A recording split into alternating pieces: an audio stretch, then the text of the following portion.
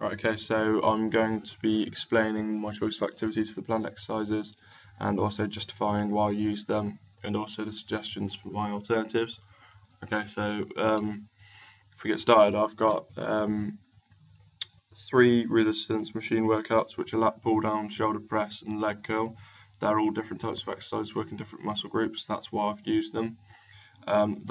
The lat pull down can be used with a close grip or a wide grip, so you've got different varieties of using it, and it'll work the different parts of the muscles, so the latissimus dorsi, and it'll also work the middle of the back as well. And with the shoulder press, that's an easy movement. I mean, we've got a new client, so we want to be able to do the most complex movements in a resistance way, because we need to get them used to the fixed path to then be going on to more compound exercises further in the future. So that's why I've used that. I've also got leg curl, which is probably the easiest of leg exercises, and it's quite easy to demonstrate, and it's easy to actually perform, whereas the other type of leg exercises, they can be a bit more complex. I've also got sit-ups as well. Sit-ups are easy. I mean, with press-ups, sometimes it can be more of a strength test than a muscle endurance test. So that's why I've chosen sit-ups instead, just to see what my client is able to do. And then I've got my free weight exercises, which are dumbbell chest press, dumbbell rows, and dumbbell squats. I mean, dumbbell squats are a leg exercise and is quite complex, but because used with dumbbells, it's a bit easier to do, whereas using a Olympic bar, it'd be a lot harder, and I don't want to put too much pressure on the client on his first session. So it's quite easy to demonstrate, and it's not too bad for the client to perform. It doesn't show too much difficulty. With the dumbbell rows, also they're nice and easy to be able to do. Just got to make sure you got a straight back.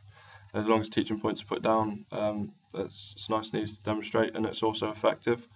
And also dumbbell chest press, that's most likely one of the most common ones, and it'll just work the pectorals. All the dumbbell exercises also include the fixator muscles as well, so you get a wide range of focus on all the types of muscle groups, and they're all various different exercises as well, so that's why I've incorporated all different types of body movements and different parts of the muscles within the body, because then it'll deliver the best session possible for a whole body workout.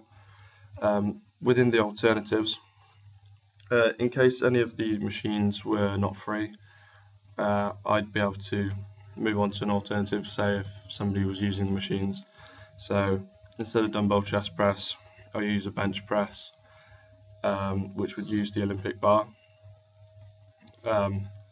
And the reason for this, I mean, it's a fixed path machine, and the Olympic bar's on a Smith machine, so it wouldn't be too hard to perform for the client.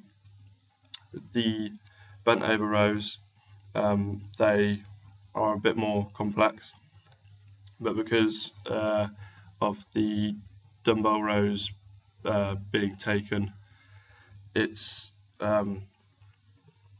hard to be able to think of any other exercises to use apart from bent over rows because of the limitations of the actual gym facilities itself.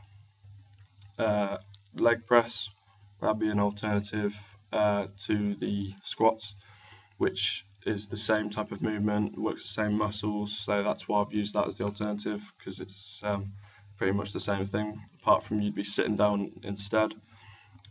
The client might not be able to bend as far, or might not be able to deal with the complexity of the actual squat itself, so leg press would be good for that.